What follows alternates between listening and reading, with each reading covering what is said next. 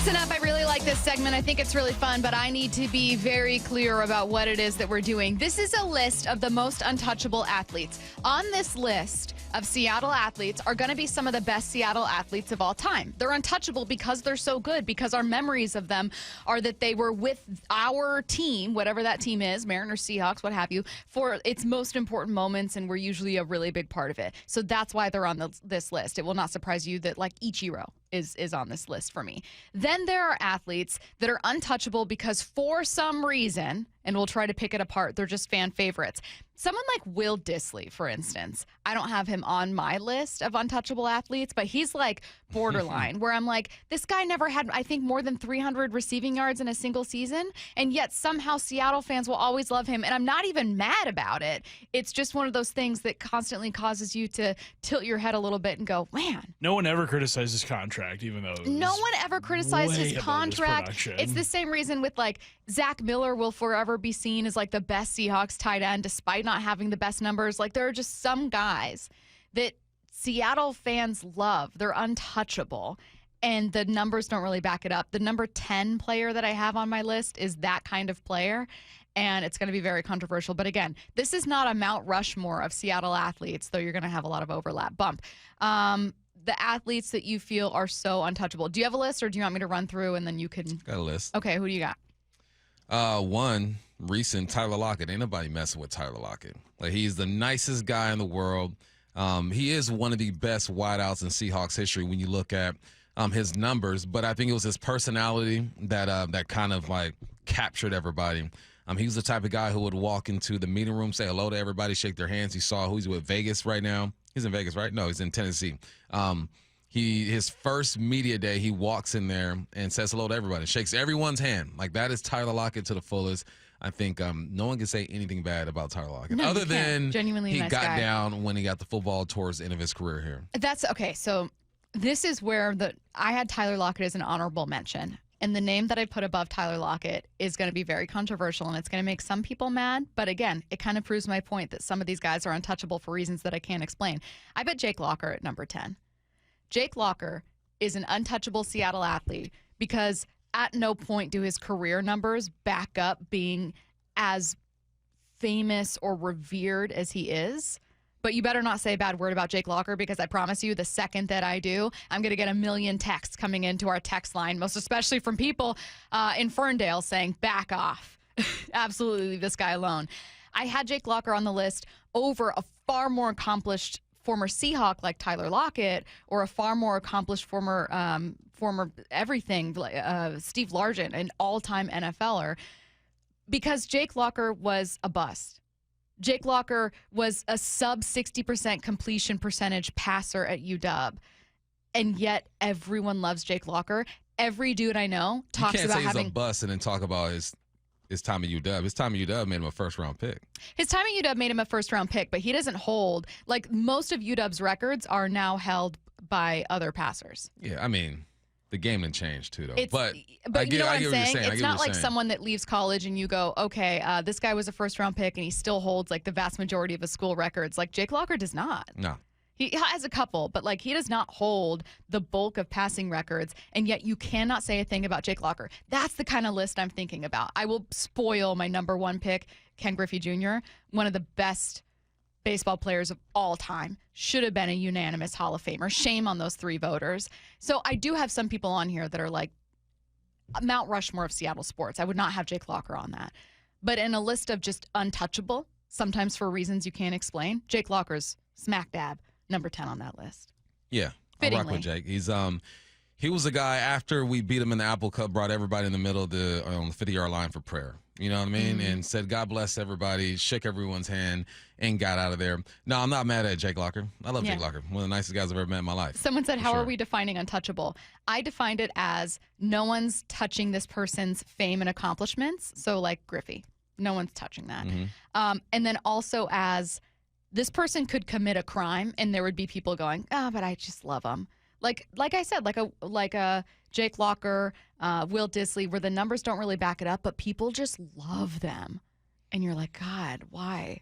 Well, I mean, we talked about it in headline rewrites. Sean Kemp has committed a crime, and people love the guy here. I had them at number 7, and I promise you there are people that are like, should be higher.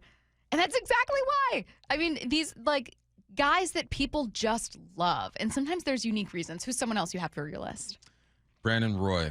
Brandon Roy is one of the most likable Seattle athletes of all time. And I think it's his potential, too, in the NBA that makes it even more likable because, one, if you've ever met him, I met him once or twice. Real nice dude, local guy. And he gets to the league, and I heard stories about him getting after Kobe, like going after Kobe. And because of his knee injuries, obviously his career was cut short. So who knows what he could have been in the NBA if he were healthy. But then he comes back, coaches Garfield High School, still in the community. Everybody loves Brandon Roy. That's a perfect answer. That is the point of this list. There are going to be people on our list who are just like, obviously that guy. One of the most important parts of this team's history or what have you. Again, I already said it, but my number 1 pick was Ken Griffey Jr.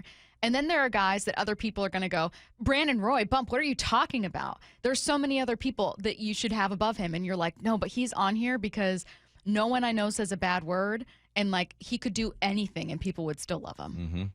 Okay, who else do you have? Detlef Shrimp, man. I think That's a good one, too. he is. I see this dude. I go to a lot of golf tournaments. And one, he's a heck of a golfer. My dude is probably scratch. But everyone loves Detlef Shrimp. Right? No one says anything bad about him. He takes time to talk to people. He reminds you of the glory days of the Sonics with him and Kemp and Gary Payton. Detlef Shrimp, man. He's a guy that I've never heard a bad word about. Yeah. So I'm going to go up from the bottom, and I'm going to spend a little more time on some of the higher ones that I had. So I had at number 10, I put Jake Locker. Again, a lot of people are going to disagree with me, but my experience is that I can't say a single thing about him without someone being like, watch your mouth. So I had Cal Raleigh at number 9. Early entry, still early in his career. But Cal Raleigh is one of those guys that could now, people love Cal Raleigh. He can do no wrong. Like, he's officially there. Only at number 9.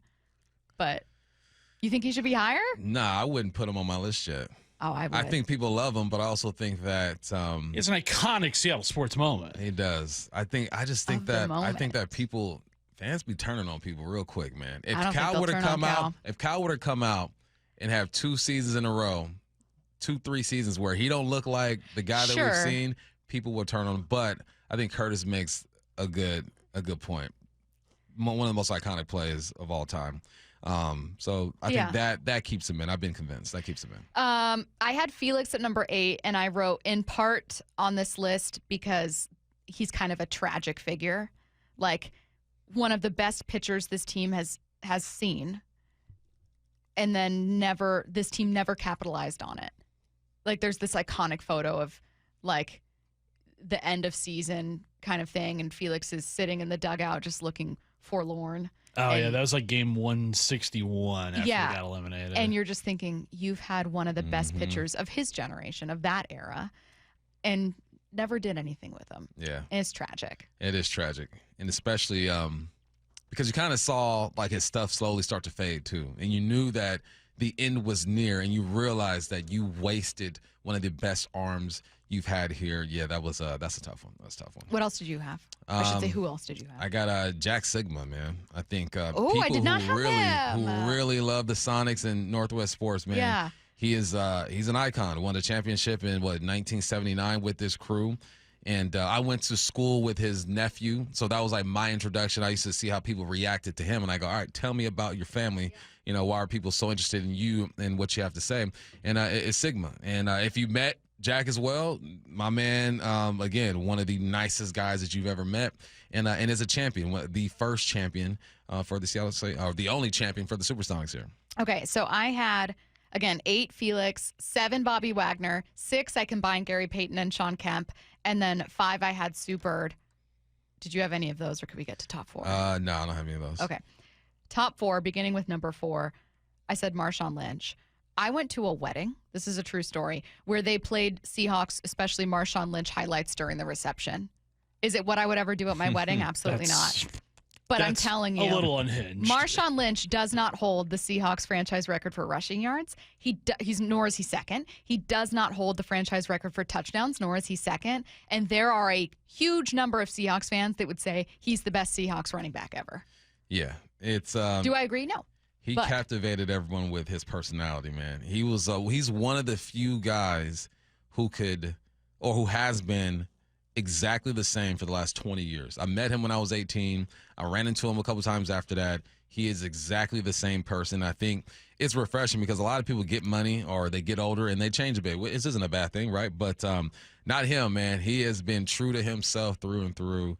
Yeah, Marshawn's a good one. Where'd you have Marshawn A? B, who were your top three? I have Marshawn in my top three. Okay. Yeah. Okay.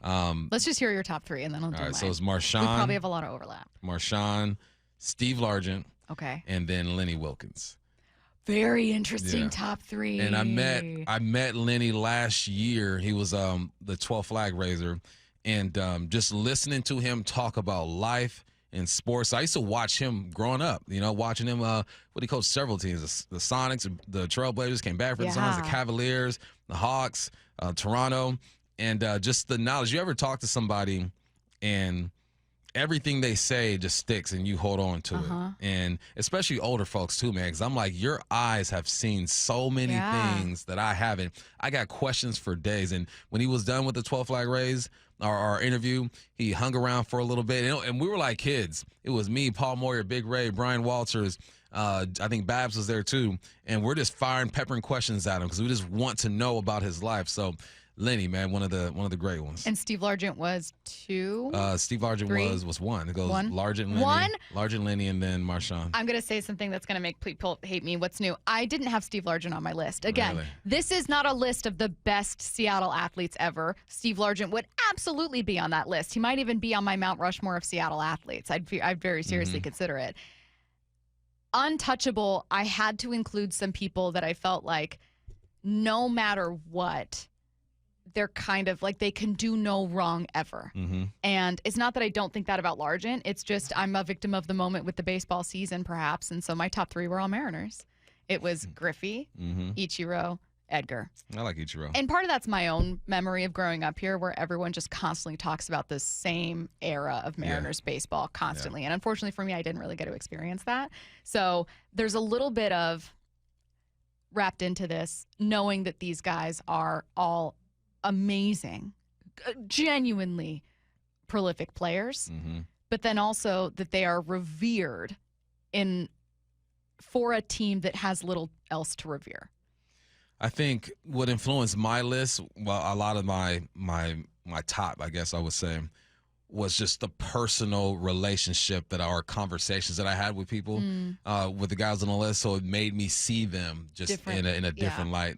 In an honorable mention, I got to throw him out there, is Walter Jones, man. Like, people love Walt. Walt is the nicest guy. I've watched him sign 1,000 autographs, hug everybody, say hello, and it's, as he retired, his personality has gotten even bigger. So, and he's obviously one of the great, if not the greatest tackle of all time. Yeah. And is a good dude. And I think everyone loves Walt. Everyone loves Walt. Everyone. I thought of it like I went with, to me, in my mind, the athlete that everyone will always point to would be Griffey. And then that pool of that same kind of group of that Mariners trio, to me, are all kind of together. So I feel it. Based on my own childhood, I put them at the top. But like, that's why someone like Jake Locker or someone like Marshawn doesn't hold Seahawks franchise rushing records, but like, you still know, guarantee you, if you're listening, 5 people, maybe including yourself, that will call him beast mode, and not even Marshawn. They'll be like, oh, beast mode.